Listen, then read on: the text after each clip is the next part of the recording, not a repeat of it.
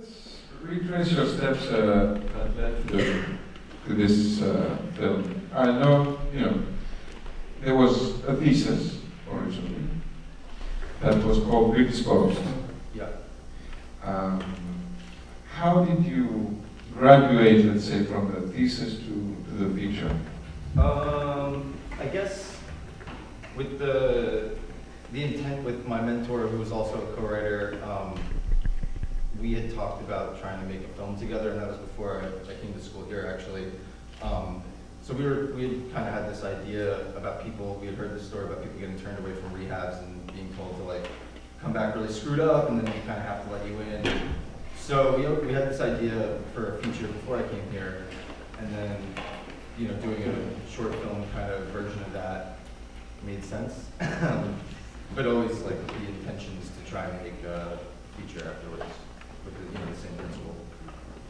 And what people may not know is that in the thesis short film, you had Melissa Leo again. Yeah. Playing the same character. Yeah, Melissa, she lives in upstate New York where I grew up, and the first film I interned on when I was like 19, she was the star of, and it was like this very super low budget film with like her, David Strathairn, Giancarlo Esposito, so like really high caliber actors, but incredibly small and local. So she kind of took to helping me and these other young guys who were trying to make films, and kind of she like AD'd a shoot for them, and then kind of told her like I have this idea. It'd be really cool if you would like read my script, and she kind of said yes without really even reading it, because we told her, I've written this for you, and you're like the best actor ever, and I love you, that So, kind of thing. Admiration. Yeah. So, after the thesis was finished, how did you go directly for funding to make it, to turn it into a feature, or how was it? And how difficult was it to turn like I guess a 25, 30 page script into a feature script? Right. Well, the short was actually maybe 20 pages, and then at the end of the day, it cut to 14 something with credits. So it was longer, and then we chopped it down. But I think the thing that made sense was that in the short, there's a very clear beginning, middle, and end where, in the beginning you find out, she can't get into rehab unless she's high.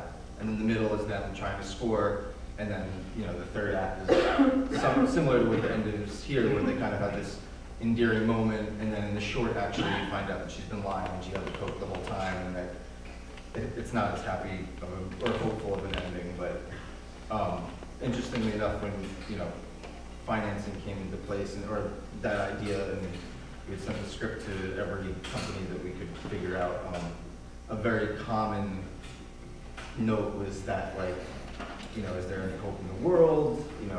Are people all bad?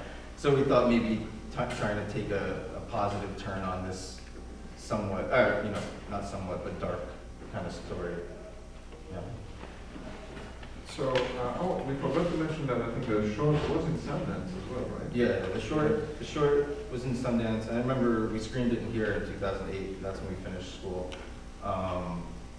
And then it was in the Woodstock Film Festival, which is where I'm from, so that was kind of a no-brainer. And then it played at Sundance. And that was also kind of the idea. We had a script ready at Sundance for when I had a short there, and we already had Melissa attached, so she was about to get nominated for Frozen River, and it kind of made it a little bit easier, but I mean, it still took 3 years after that to make the movie. Do you want to tell us a little bit about those 3 years? Meaning what were the steps that led to the actual first day of production? It's a lot of time. I guess the first things was, going out to whoever was going to play Jesse's character, Eli. Jesse and Melissa had shared the same agent at the time, so he was the first person that I actually approached to, talk to at all about the role. And he was really into it. I flew down to meet him in Georgia. We talked for a long time while he was, getting ready to film some other movie, a big movie. So we had him and Melissa attached for a long time, but this was like before the social network and all these, that last year of movies was a really big year for both of them. So we had the two of them locked in for a really long time, and they were always part of the project as mother and son, and over the years, they kind of stuck with it, but at the same time, they didn't maybe hold some of the financial clout that they do now for gaining something like that. But in those years, I did art department stuff before I came here, and I continued doing that, and I did props on features, commercials with my homeboy Sean back there, who's a production designer, and just kind of worked in that fashion while slowly always, working the script out, and just, with the two actors being on board for so long, it changed dramatically from start to finish. Who ended up producing the film? About 20 people, which is interesting. I had two producers who one was my co-writer at the time and had a story credit, but when we went into production, we decided to give him a writing credit so he would take some of the workload if I needed to do something else. But his name was Ron Nicewarner, Ned Armian, who has produced some films for Jonathan Demme, and then this company BCDF, who were producers, but more or less a production company financing entity, which you would usually associate with an EP, but they had very ambitious ideas themselves. Yeah. So a lot of producers, and then there's people on there who I've never met. Finishing funds. Finishing funds. Yeah. To convince someone to give you money, I mean, how, as a director, how do you convince someone? I mean, okay, you say you have those two actors, but that's probably not enough, right? I mean, in order for them to actually reach in their pocket and...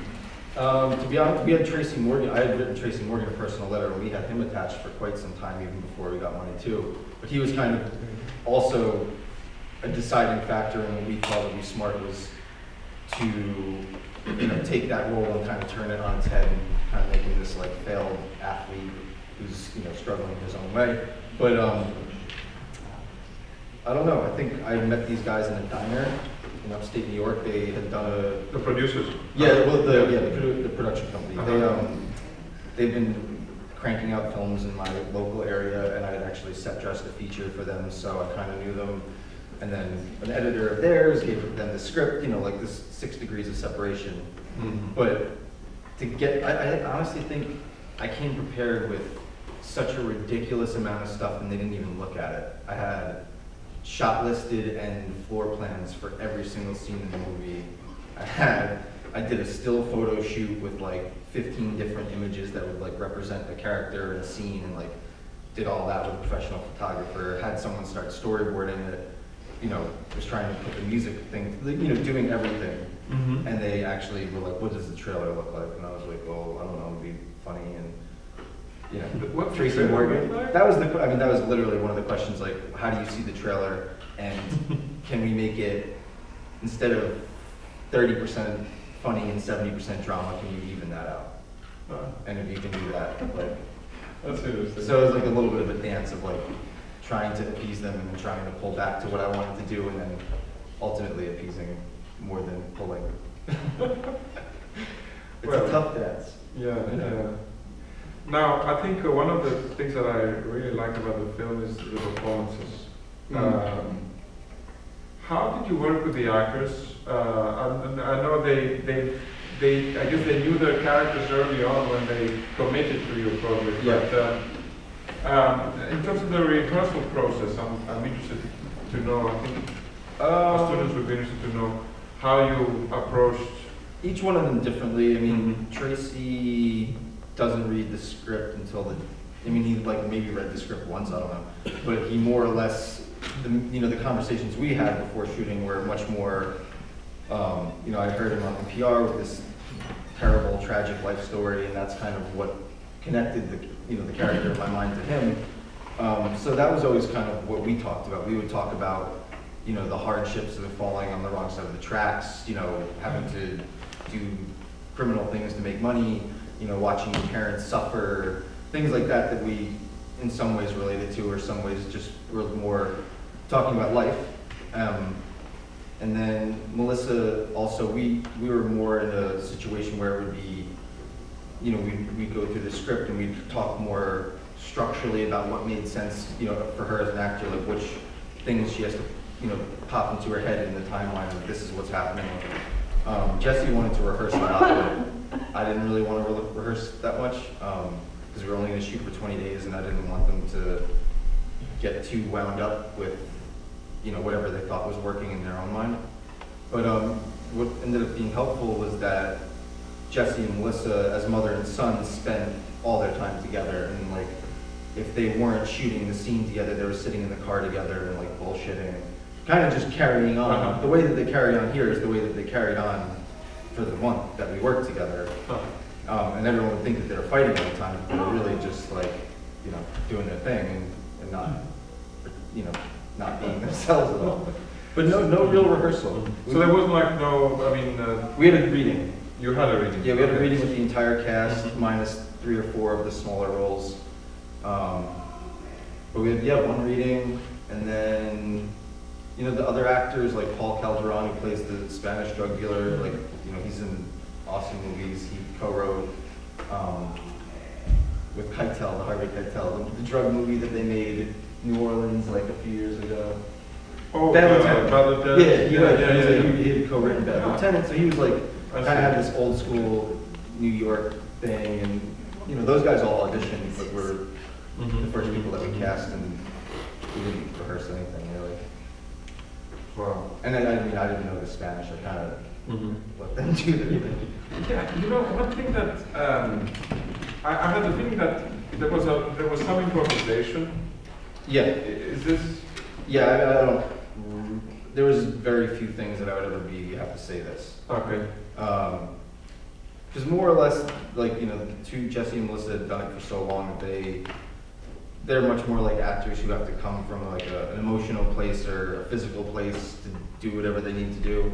Tracy, you could say, you know, say it this way, like say it louder and do that, and he would do that. But that was, you know, that's just his style. But yeah, they said whatever they wanted in certain scenes, and then some scenes I would say we have to, you know, there's this one point, and then put it in your own words. Yeah. Which is kind of liberating. Yeah, Not stuck on the words all the time.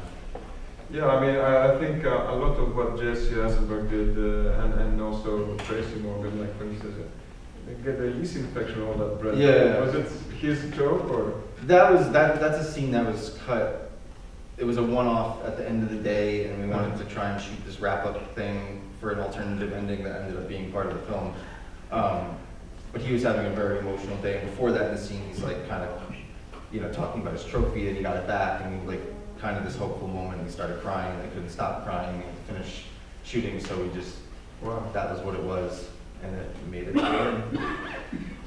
What was your, so you shot for 20 days only? Wow, Yeah. That was a tight... 20 and a half. That's good. And then me and Melissa, we would, well, it wasn't shooting, but we would kind of go to the house that they lived in and like tinker with things, but we tried to do some like illegal shoots, but we never really got to get, you know, B-roll or atmosphere or anything that's not just like the scene with 5 people in every single scene. It becomes really difficult just to cover it with the most basic shots. Becomes a huge ordeal, you know. Format, how did you shoot this? We shot on 35,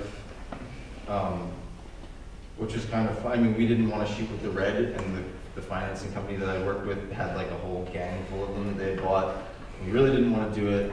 We wanted to shoot the Alexa, and then they kind of just made like the price for the codecs of the cameras are like, it more or less it was more cost efficient to shoot 35 than to shoot the Alexa.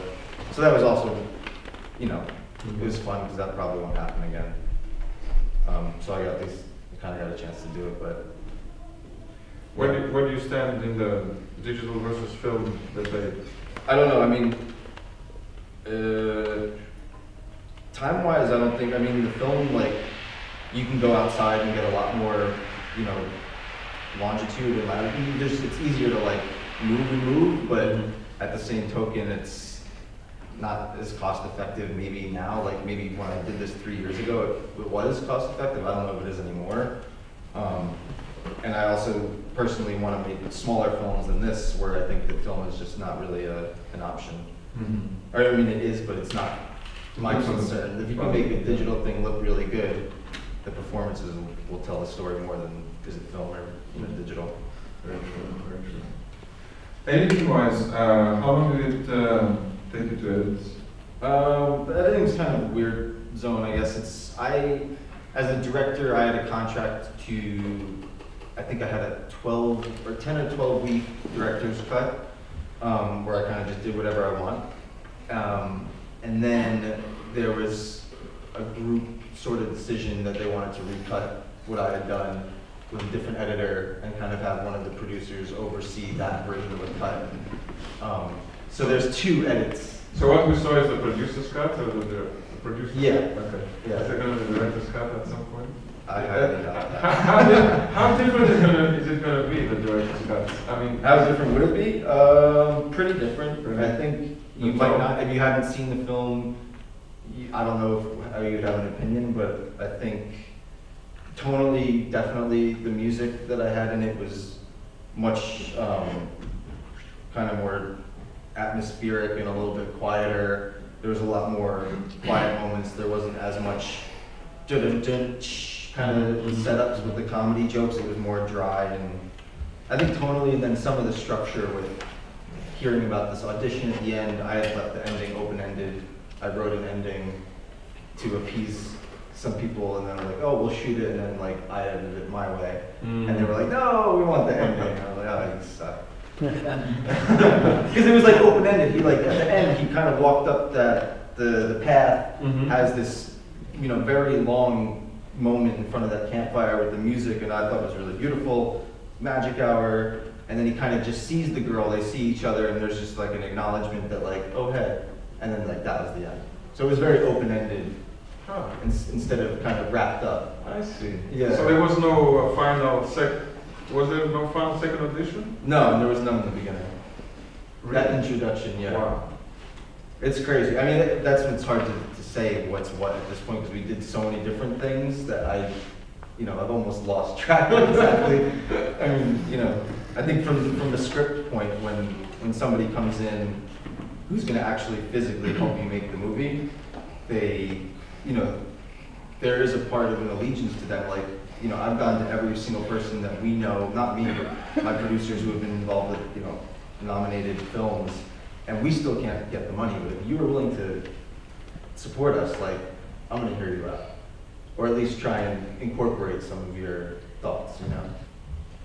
Well, I think filmmaking is the art of compromise to some extent. Yeah, definitely. Especially when a lot of money is involved. And I think you should be pleased with the result and pleased with. I know that it's not 100% what you want, but the question is it ever? No. I mean, you guys, you're a producer. You either love it, Exactly. you love part of it, you can live with part of it, and you hate some of it. So I think that no matter what you do, I'm sure everyone's had that moment where you're like, this is what it is. I love these things, and I think ultimately the most valuable thing is the experience out of anything. I mean, now you have a feature with name actors on your belt, distributed. What's your next project? Do you want to tell us? Yeah, I mean, hopefully it'll be something people hear about in the next 6 months. It's a film called Eat My Love. It's about 2 kids in high school, a boy and a girl, who are both kind of respectively being bullied, tormented, harassed, beaten, that whole kind of school torture thing. And they kind of fall in love and kind of have this vow to protect each other. And this protagonist, this young man who's kind of being bullied and beaten down, physically all the time, retaliates against his tormentor with like an extreme, violent, brutal attack on him in school. And kind of, you see the page turn where this kid who's, you've been seeing take all this abuse is now looked at as the bully. And it kind of plays this back and forth of like, what's right, who's right, and then also just on a general note, kind of addressing some of the violence that's going on in schools and, what's being done to prevent more of these like ridiculous tragedies that seem to be going somewhat unaddressed besides getting a lot of news coverage. My mom's a teacher, so I hear about it like firsthand. And it's like, it's sad because it seems that they're only trying to figure out how to stop people with guns coming into a school, not like help kids who need the help before they think that shooting people is like the best idea. So it kind of is asking those questions to a lot of people. So it's very social, and then hopefully will be a more down-home style. Will be.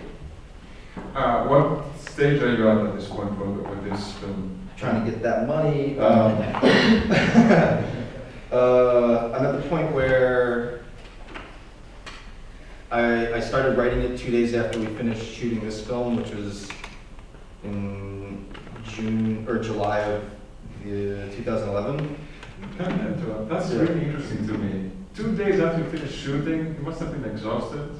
And you started Fucking bored. Yeah. But like, wow. you have so much no time, and then all of a sudden you're like, yeah. shit, like what am I gonna do? You got all that energy, and it's like, not even consciously, oh, I want to be cool and write more. It was like, I don't really know what to do with my time, because like, we're not gonna edit, it's my birthday in a week, we're taking 2 weeks off, like, you can go out for a couple nights, and then it's like, shit, like, you gotta get. That's great, that's great, that's great. Yeah. So, hopefully it's going to be produced I'm planning to shoot this summer. We don't have any money yet, but I don't know, for some reason I'm not as worried about it anymore. I feel like it's a very socially conscious topic, and reaching out to people, politicians, celebrities who are outspoken in these kind of, in the defenses of kids in these situations. I don't know, but I think we're going to shoot it this summer, or in the fall. We have to do it before it gets cold out and the sun goes away. And any name actor attached to this project? No, I'm hoping Melissa will be the mom again. Okay. But it's like the mom is also has a terrible traumatic past that's kind of left her afraid to leave her home, so she's kind of locked up in her house. And it's really her story. Her and the boy take care of each other more or less. He takes care of her, but in the same way she's very maternal. So I think we've already kind of figured out that thing. Me and her have like she has a son my age. She's close to my mother's age. They grew up in the same era. They're both New Yorkers. So we kind of have, they both moved to upstate New York. So we have this like kind of odd overlap of our personal lives as well as like, I think that actually is why we ended up doing these things. Much more on that personal level. I have one last question. I didn't ask you too much about the editing process in the sense that how did you collaborate with your editor? Were you constantly in the edit room, or did you give some guidelines and let the editor work and then check periodically, or was it like a daily? No, we did every week during shooting on the Sunday, or whatever the off day was, we did dailies in Technicolor. So we'd watch it with the department heads, and then the editor was working as we were shooting. So she was kind of doing her thing to the point that right when we were done, there was like an assemblage to watch, and then kind of going from there.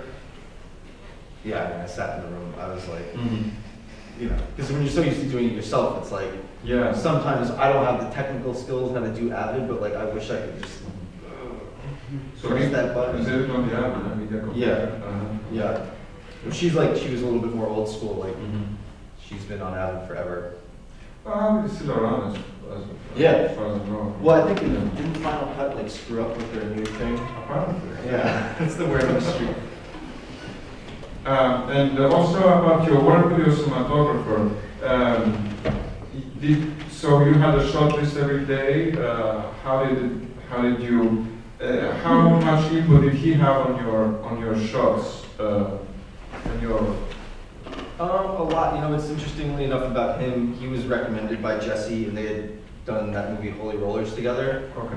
Which had a kind of interesting story where he had to take on a lot of the DP had to sometimes take on some directorial roles or whatever. But he was never the kind of guy that was super concerned about lighting and like really being in the image as much as everything that we did derived from the story. And even I wouldn't have to say this to him. He would say, okay, so like, what's happening in the scene? What are the important things? What's going on within Eli? And then like, then we figure out like how we want to cover him.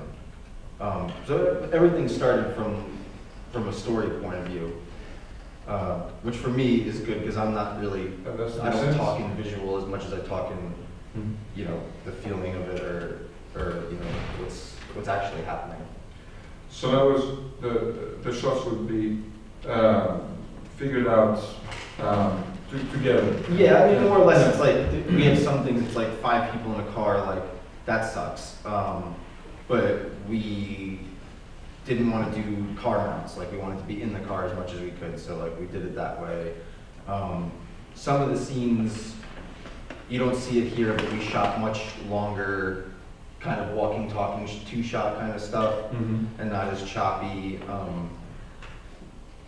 Yeah, but everything was either worked out beforehand or after the blocking became extremely apparent of what it was. Because as soon as you get in the physical location, like doing this and this always works. But then like we also figured out in the cars, like we never want to do mounts, so we're just going to do like those backseat French overs because like we just don't want to fuck around with putting anything on the car. Yeah. If we don't have to, because those days are just like looking at a clock, thinking like, am I ever going to be even remotely able to get through this? You know. So 20 days. That average how many pages a day? That's like many pages. 5. Yeah. For a feature, that's a lot. Yeah. It was a lot. And that's why you see like some of the the thread of environment, atmosphere, things like that. We always every day would be like, oh, at the end of the day we're gonna get this, and just we shot in Westchester, which is an hour away, and we had a union crew from New York who had to travel an hour there and back, and to really put people into overtime. We couldn't do it financially, but also it was just kind of brutal to do that to your crew, to say like, all right, we're gonna go for 14 hours, and like you guys will have 4 hours to sleep, and we'll see you tomorrow while we're all living up there, like going to bed as soon as we get home. So that was always an obstacle to try and get stuff. I mean, we cheated a little bit. Anything you see Jesse running around on the streets, like the last day, the producers were calling and we just fucking hung up the phone and we're like, we went out with a beam and we didn't tell them exactly where we were. And they kept calling and calling and calling. We're just like, oh well, like, this day is gonna cost you a couple $1,000 in the scheme of things, whatever. Anyway. You gotta stick it to them. You take that shit. Anyway, listen, let's, again, congratulations. Thanks, thank you. Thanks for coming. I'd like to give you guys opportunities to ask questions. I'm sure there are a bunch of questions. Or not. Feel free, guys. We have time. Yes? Did Jesse really know how to play the piano? Or? We taught him. He knew how to play like chopsticks, like or something little like that. But the character was always a piano player, so I think he kind of got a keyboard years ago and was messing with it. And then when we did the film, the guy who's playing the accordion at the very end was actually the piano composer. So we wanted to have him make pieces for Jesse's character that would be unique and more or less his own creation.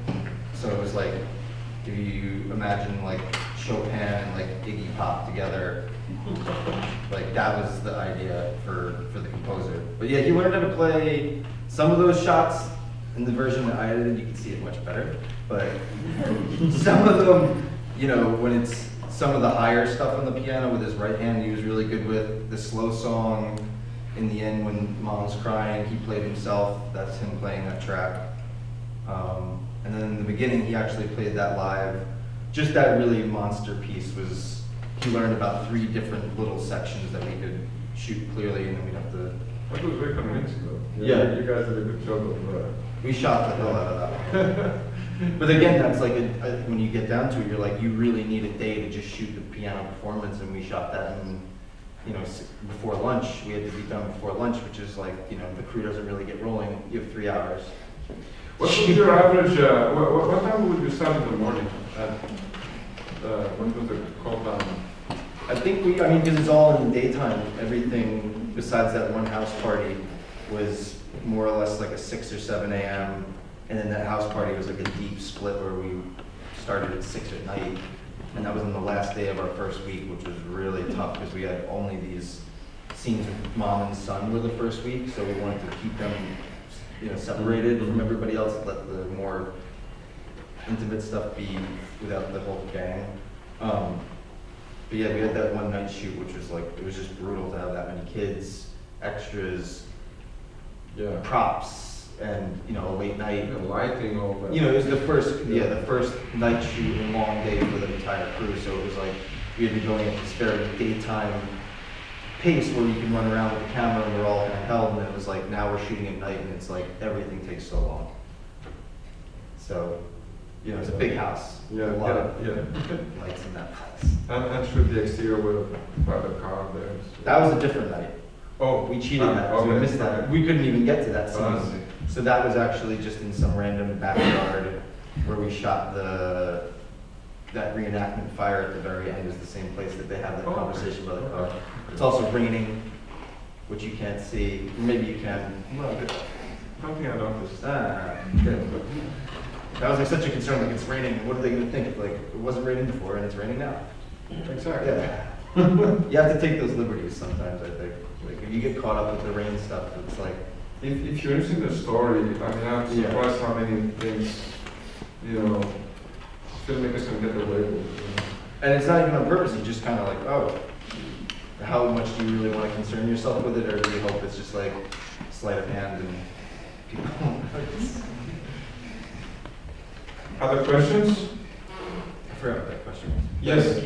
When you were writing the script, did you already know where you were going, or you were just playing along with it as you were writing it? Like where the story was going, or where I was hoping to like physically go? Yeah, exactly. Where you were hoping to aim for, like, Yeah. getting there. Did you know it from the beginning, or you just went Yeah. along to see what? No, I came to this school knowing that I wanted to make like this film, this one in particular. So, and then having a short that had the same kind of structure. Yeah, we always knew that, you know, it would be awesome to go to Sundance, obviously. And then, I mean, yeah, yes. We hoped that all these things would happen and that it would be a success. Yeah. Did you also mean in terms of story? Oh, that's that's right, sorry. as well. Yeah, I mean- story-wise, you know.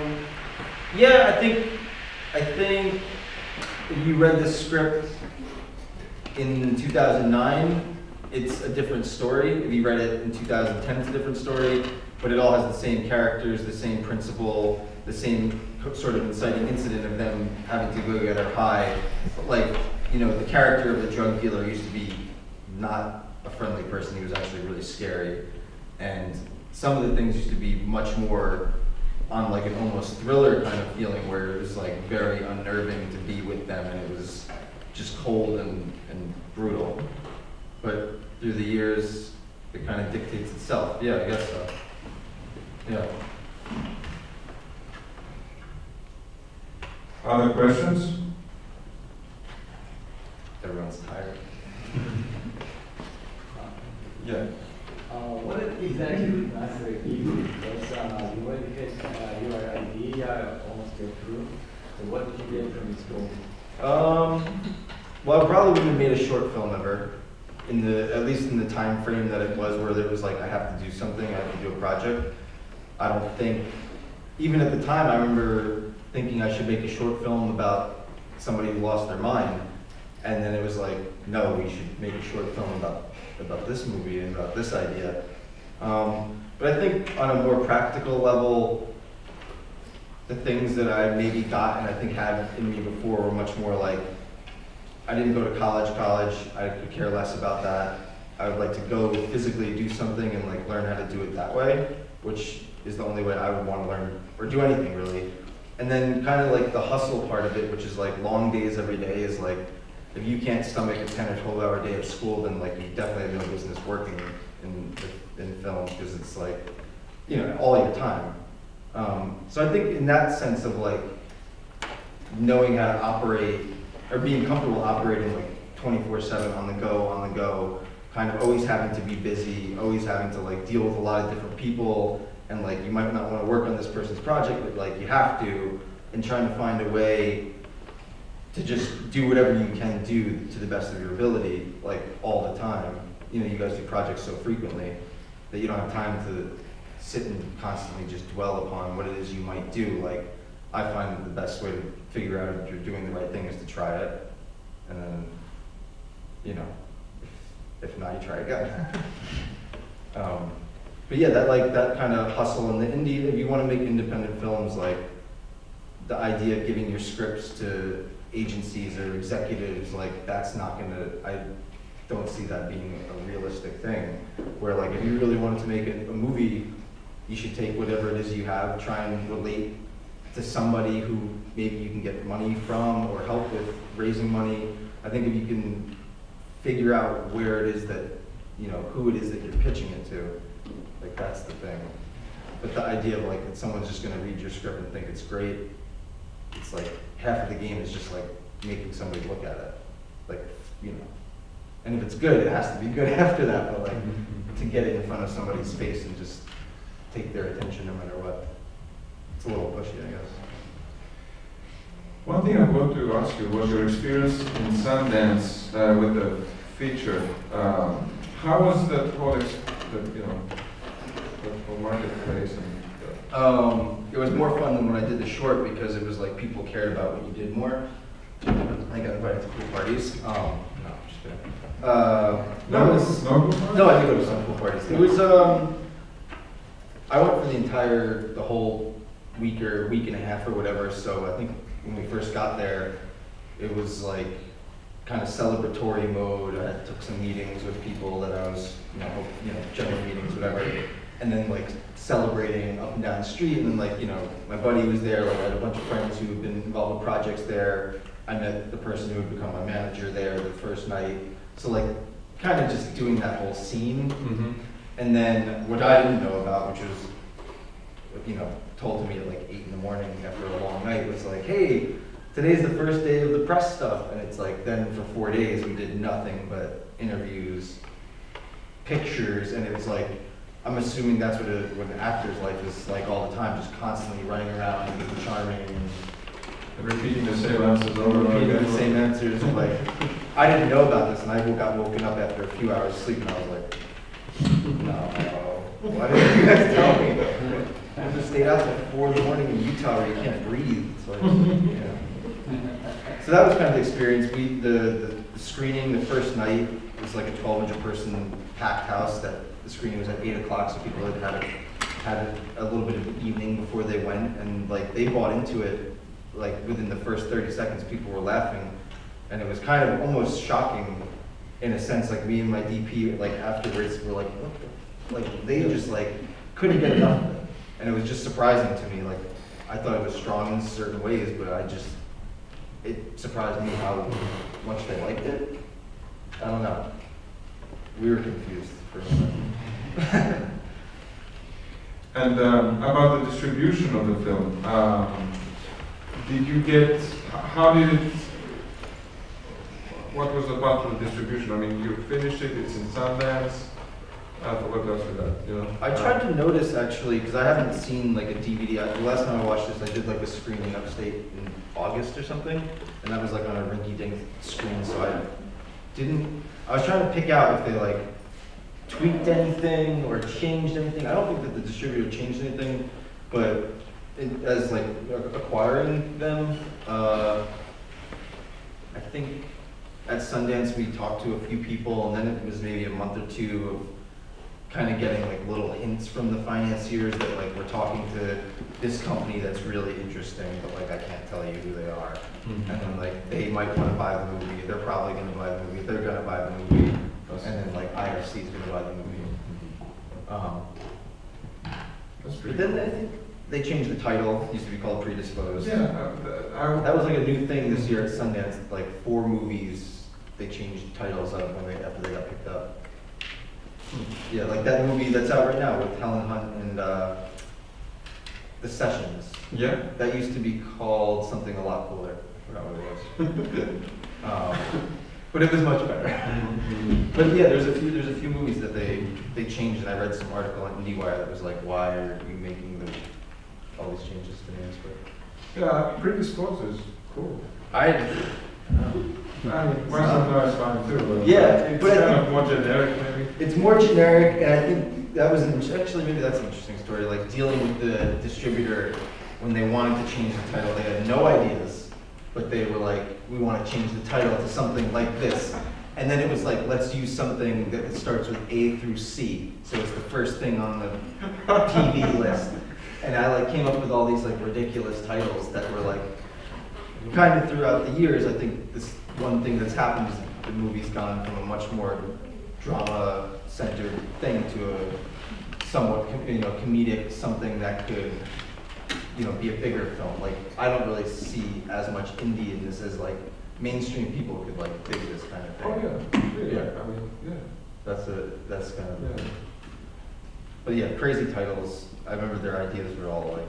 I think this was Jesse's idea, so it was one that I could stand. So I didn't want to win them on that.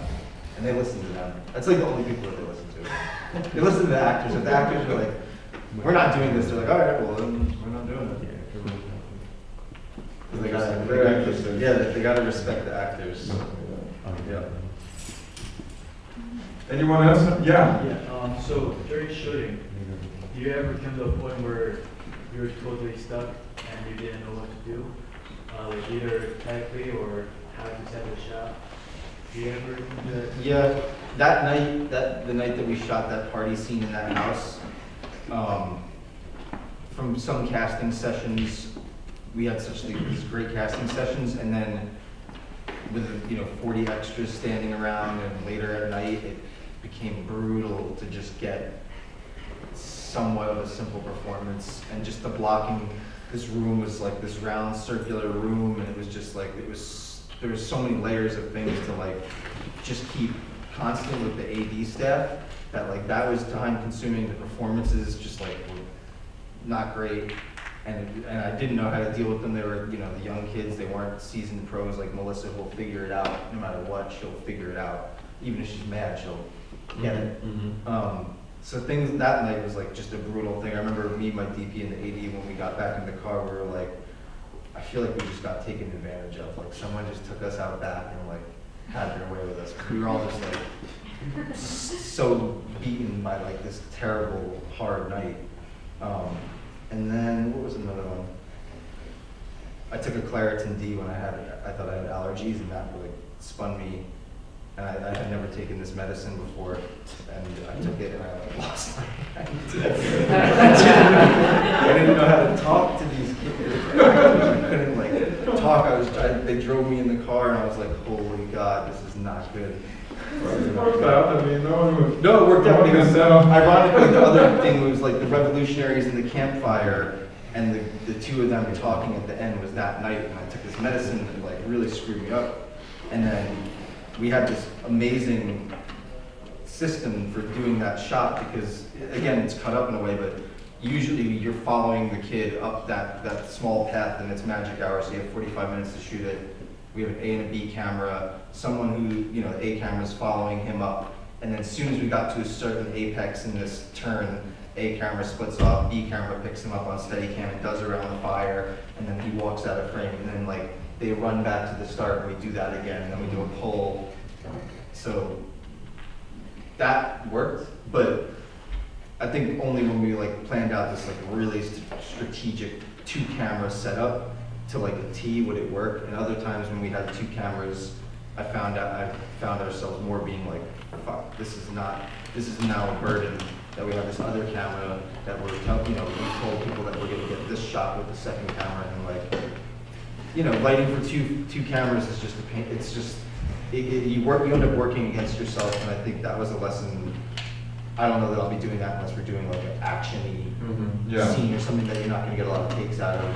Him smashing the trophy case, 2 cameras, obviously. Yeah. But we only smashed it one time, it's fine. But being the 2-camera thing can be a total nightmare. Total nightmare. Any other questions? Well,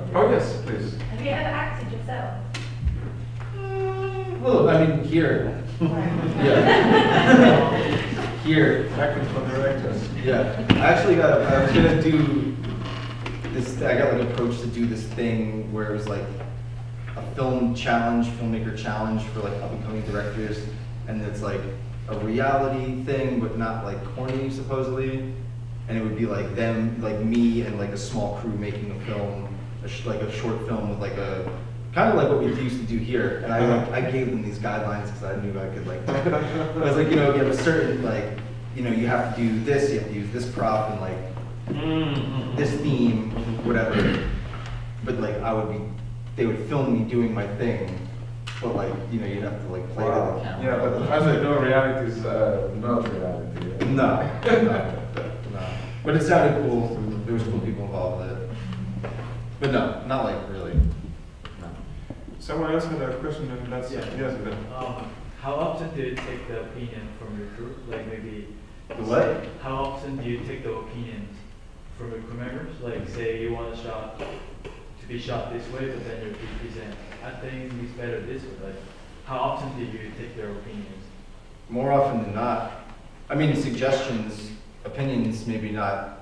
You know, you don't love the shot, and I really do. We're still going to do it. But I think there was only a few times that me and like the DP would strongly disagree about something, or the AD, because we were kind of like this little gang of, you know, people that we worked together. They knew each other. You know, everybody, and Jesse was in a lot of these things, so we all lived together, so we had a tight rapport. But, you know, I remember the production designer saying like, oh, I think you need more scenes. And we're like, oh, okay. Well, that's not gonna happen. Production designer. Yeah. But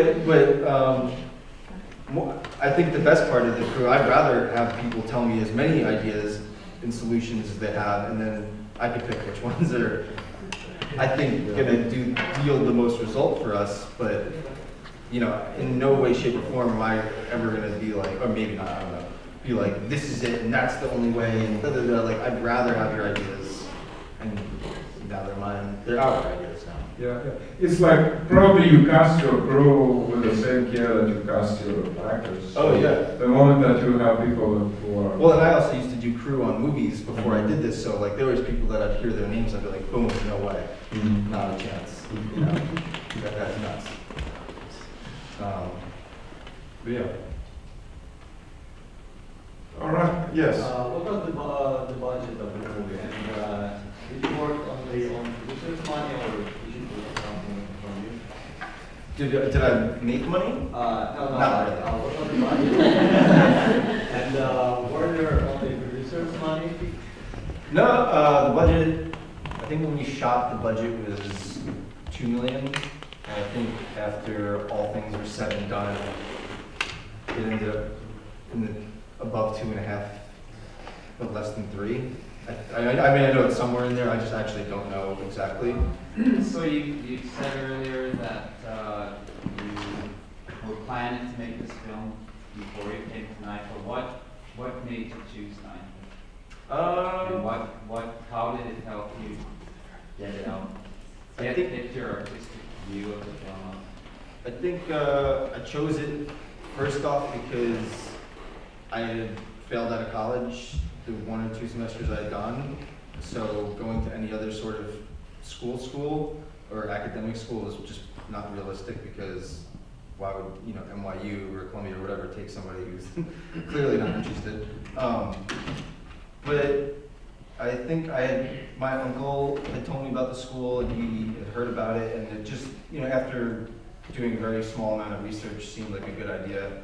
I'd already kind of planned on moving down here to like work on crew anyway, so I don't know, I guess a system of things, this short film idea, you know, the idea for this film with my mentor kind of started coming into reality, so it just was like, go do a program where you can like kind of make a lot of films and try a lot of things without having too much, you know, accord of like, oh, what's gonna happen with this? Like, I think that's like at least what worked for me was like learning through repetition and kind of, you know, through making mistakes, not making mistakes, seeing what works, seeing what you like, and just, you know, through doing so much of the craft over and over again, I think, you know, there's still things that that I'm sure that I've taken with me, and and people that I went to school here with, like that I still do projects with and that I'm close with. We all, we've kept like a rapport where we still bounce things off of each other and like have those debates. Not as much, but everybody's kind of doing their thing at this point. But yeah. And the tech skill. Because I think everybody more often than not now, kids are coming up learning already how to like do camera stuff. Like anyone who can get a D5 can like figure it out in not that long amount of time, as opposed to like knowing why you're doing what with the camera, what it is, just trying to get to like the bottom of the simple things, not, I want to do some crazy shot where this, that, and that happens. Like, why do you want to do that? Like, that's the question. I feel like anything is like, this sounds like a good idea, this doesn't, and it's why. The why is like, the thing I guess I got here is like, always ask that question, why?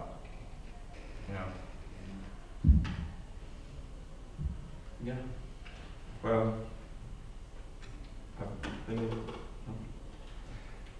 well, Philip, thank you so much. Yeah, thanks, guys.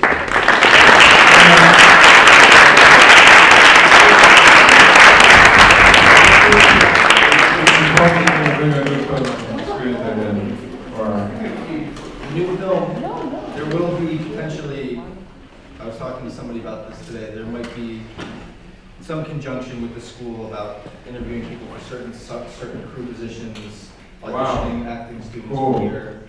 So if you act, you play between 16 and 18. Yeah. Long as you're 18 but can play younger. Okay. But that's totally serious, yeah. That's a reality. That's great. That's great. That's a good one. Yeah, so that's something we were just talking about earlier. Cool. Thanks again. Thank you.